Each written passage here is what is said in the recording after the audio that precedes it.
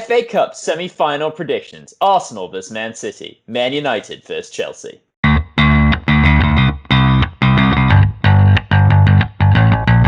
Hello everybody and welcome back to Very Biased Opinions for the semi-finals of the FA Cup. I am still reeling from a very disappointing playoff final last night. So I'm going to try and muddle through this as best we can. There's only two matches, obviously, it's a semi-final. So there is timestamps down below, and you can also use the chapters feature on the YouTube video itself. But just watch the whole thing. Watch the whole darn video.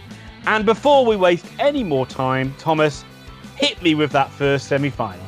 Arsenal versus Manchester City. Arsenal versus Manchester City. If I remember rightly, these two sides played the first day back after lockdown. Am I correct, Thomas? Yes. I can see you don't remember.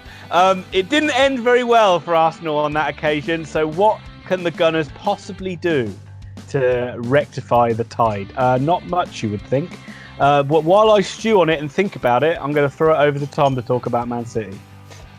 So I decided to go and have a look at the form guides for these matches leading into this, and City have the second best form in the league since play has been resumed. In the last 6 matches, they picked up 12 points of an available 18. The only club doing better than them is Man United, who we'll talk about in a minute. But City have had a weird thing happen to them this year, where once out of every 5 games, they just seem to lose, Ian. It's incomprehensible. You don't understand what's happened, and most of the time in those games, if you watch it, you just think they're going to score 12, and the ball never seems to get in the back of the net. Unfortunately for Arsenal's sake, the ball always seems to get in the back of the net when they play City, and it seems to get in the back of the net 3, 4, 5 times if they're not careful. Will we see David Luiz in this match? If you're an Arsenal fan, you should be praying no, God no. Hey, you're talking about City. City always want to win every single trophy. They've already got a League Cup to their name. They're going to want the FA Cup, and they're going to want the Champions League to prove that Liverpool were an aberration in the league this year, and they are still champions.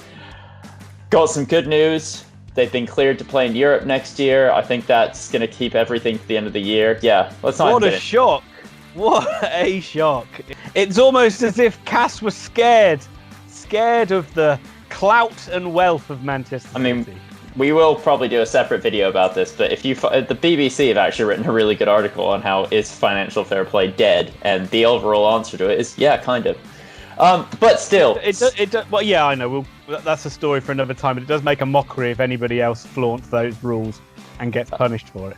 So City have destroyed financial fair play. They've also destroyed most of the rest of the league this year. They've destroyed every cup competition they're in, and they will destroy this Arsenal side. It will be Man City 4, Arsenal 0. Thomas, it's so hard to pick Arsenal to do anything in this game, isn't it? I remember back to that game that they played in the league, as I said, the first group of games back after lockdown. Arsenal actually started the game quite well and played all right. They played with this kind of what they've been doing recently, getting the ball forward quickly, letting the forward players actually run at the defence. They looked like they were going to cause City some problems. And then it just seemed like a whole litany of bad luck just hit them. Players went down with injury, and then David Luiz came on and decided to do his one-man comedy show, which was hilarious for everybody, apart from those supporting Arsenal. And again, you know, they've just come off the back of doing a similar thing in the North London derby, where it was a very even game, and it came down to sloppy mistakes. But against this City side, you know, once they start to dominate possession, Arsenal really just have a hard time having any answer to it, and it's a City side that's not going to be rusty like they were a little bit at the start the last time they played, and it really took Kevin De Bruyne to grab the game by the scruff of the neck and really change it in Man City's favour. It's just, I can't see Arsenal getting anything, and I hate to do it, Gunners fans, because we know, you know, and I know they are easily the best side in the Premier League, but unfortunately Manchester City are going to squeak it, I think, 3-1.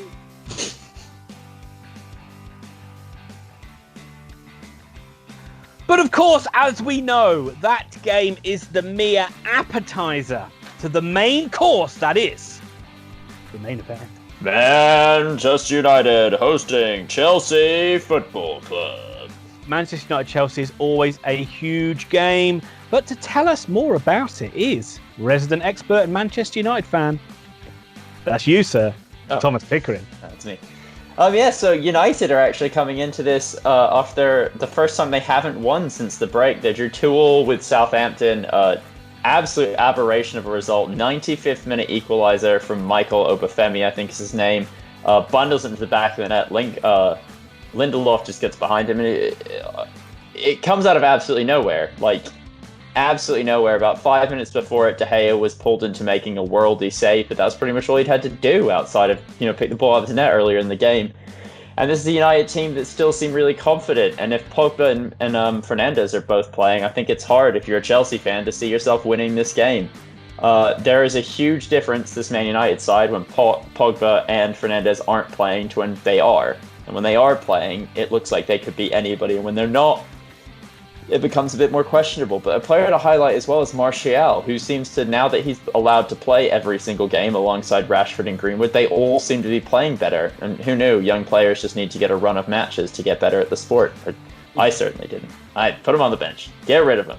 The kids don't deserve a chance. No.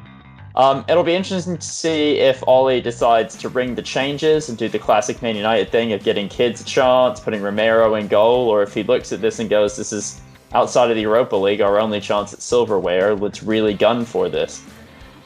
Romero being in goal is not exactly a downside. He's been a very good goalkeeper. He's the Argentine #1. So, enough of me talking about random Man United players. I think United will win this. I think they're going to be too strong for a Chelsea side that just fall apart at the back routinely. I think it's going to be a 3-1 Man United victory. Yeah, I don't think there's going to be any question of Ole Gunnar Solskjaer or Lampard resting players for this one. It's too big of a game against too big of an opposition, and both of them are being... Ollie's not that new to management, but him obviously having the question mark of, a lot of people still say, is he good enough to be the Man United manager?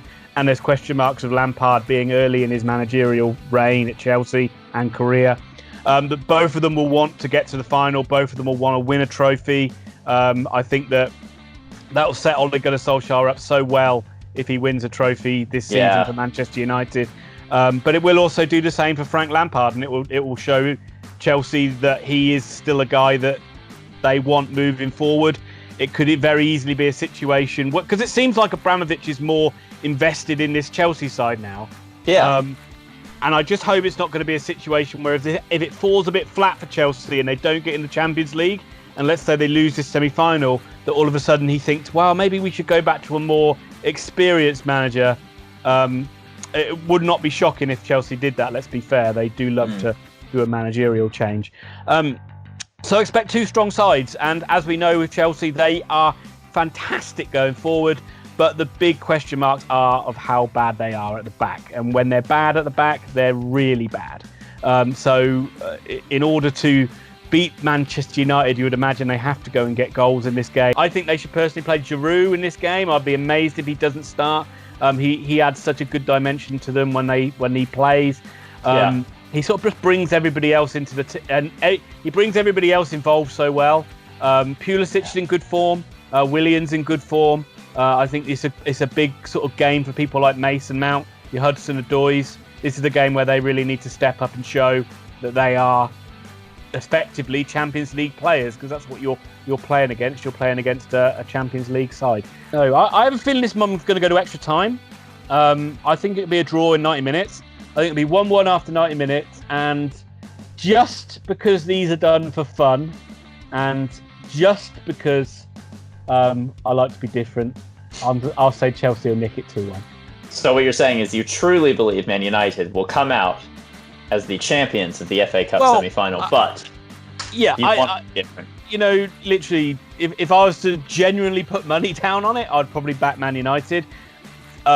They had one blip, and that was in the last game, as you just talked about. And also, let's not forget, every time they seem to play a top side this season, that seems to be when they're at their best. Yeah. Even when they were going through bad form earlier on in the season. So the smart money for me would be on Man United. But as you say, Chelsea is such a basket case. You never know what you're going to get. It could even end up 6-0 Chelsea. Yeah, it honestly could.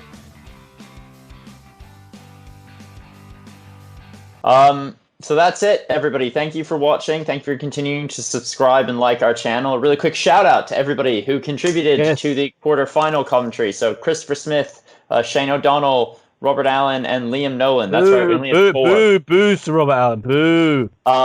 But yeah, thank you all for liking, commenting. Thank you everyone for subscribing. Thank you everyone for following. We will try and do a couple more live streams, hopefully before the end of the season. We really enjoyed it. I don't know if anyone tuned in. Sorry, I just want to jump in on that point. Thank you to everybody that did watch our live stream. I mean, just bear in mind it was the first time we've ever done one. So we are very well aware that it maybe wasn't quite as smooth as some other live streams you might see on YouTube, but we are aiming to improve and get better at it. So bear with us, because we'd love to do more live streams and get you guys all involved, chatting away to us, talking nonsense just like we talk. Indeed. So thank you, and see you for the final.